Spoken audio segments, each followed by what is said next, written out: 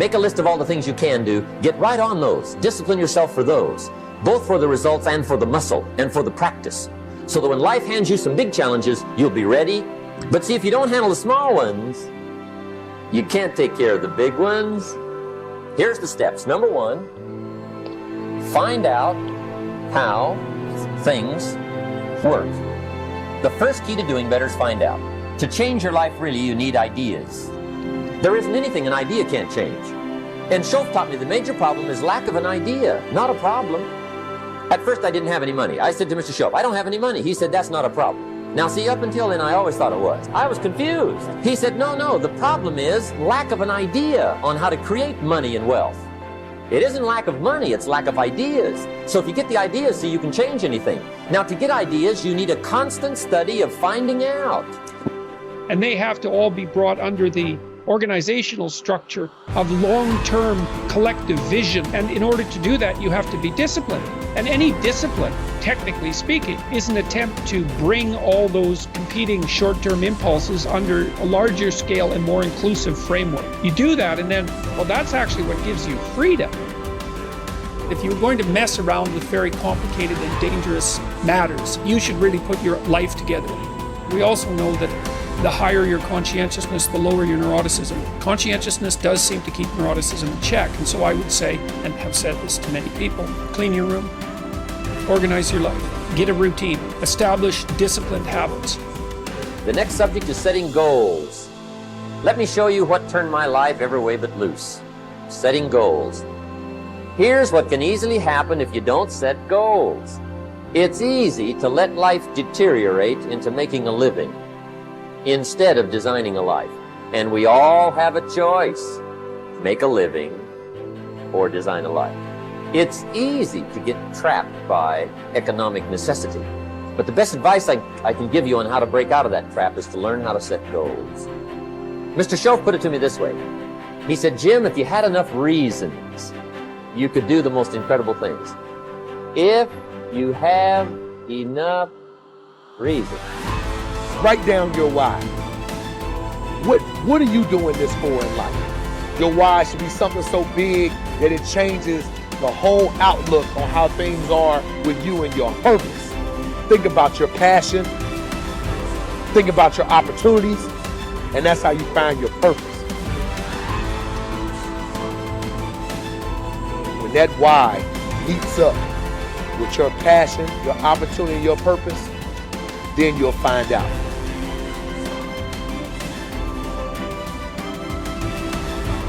Most of us are standing in a busy street, just letting the opportunities in life pass us by. We're waiting for the perfect situation, the perfect circumstances, the perfect opportunity, the perfect time. There's never going to be a perfect time or the perfect moment. There's never a perfect moment to do something great with your life. Take a look at the clock. That thing ain't stopping for nothing, baby. It's going to keep ticking, keep moving, keep passing you by all the time you're waiting for it to read perfect o'clock. You have to take action now. Whatever that goal is, whatever that dream is that you're holding in your mind, now is the time. Forget all your excuses. Forget all your problems. Not tomorrow, not next week, but right here, right now. Why keep looking around at people that are where you want to be, living the type of life you want to live? Look at that place where they are and say to yourself, now is my time. Now is my moment. Now is your moment. Today is that day. I want you to be terrified of sitting on the sidelines and doing nothing. Waking up in 6 days or 6 weeks or 6 years or 60 years and being no closer to your goal. You've made no progress. That is the nightmare. Do the extra repetition, run the extra mile, go the extra round, make the right choices. Give the full measure. Fight back. Go down swinging. Give every day everything you've got. Embed that long-term goal in your mind. Burn it into your soul.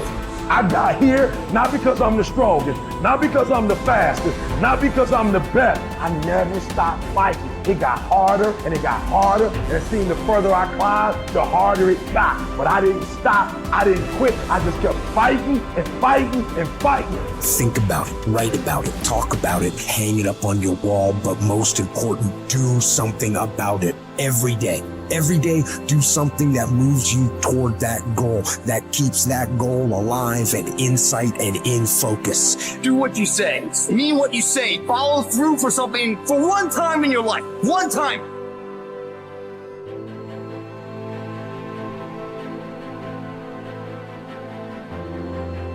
Most people can motivate themselves to do things simply by knowing that those things need to be done. But not me.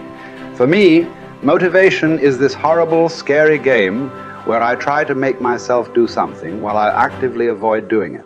If I win, I have to do something I don't want to do. And if I lose, I'm one step closer to ruining my entire life. And I never know whether I'm going to win or lose until the last second. Temperance is not deprivation, but command of oneself physically, mentally, spiritually. Demanding the best of oneself, even when no one is looking, even when allowed less. It takes courage to live this way. Not just because it's hard, but because it sets you apart. The warrior has awareness. We are aware that we are at war, and the war in our minds requires discipline. Not the discipline of a soldier, but the discipline of a warrior. Not the discipline from the outside to tell us what to do and not to do, but the discipline to be ourselves, no matter what. A weak mind must be constantly entertained and stimulated. A strong mind can occupy itself and, more important, be still and vigilant in moments that demand. Without the momentum of a stern discipline, motivation is mostly a momentary, flighty emotion. For it works best under the supervision of discipline, but can serve as not only an ally, but also an enemy, because in anything that requires your self-discipline, whether going to church, going to classes, going to workouts, going through trainings, completing jobs, reading books, living well, eating healthily, studying, practicing something, the more times you skip, the more relaxed and motivated you'll become about skipping. And the next thing you know, you've quit your fight altogether. Or put in short, the more you skip, the more you'll skip until you've quit. Maybe then you'll see that motivation bears its fruits when watered by discipline, but it spoils when not. We don't need accomplishments to feel good or to be good enough. What do we need? The truth. Not much. Some food and water. Work that we can challenge ourselves with. A calm mind in the midst of adversity. Sleep. A solid routine. A cause we are committed to. Something we're getting better at. Everything else is extra. Or worse, as history has shown countless times, the source of our painful downfall. If the first step is just showing up, committing to doing something each day, then the next step is finding something to focus on getting better at each day. And in this, where cumulative improvement meets compounding returns, we can harness one of the most powerful forces on earth. Think about it. Most people don't even show up. Of the people who do, most don't really push themselves.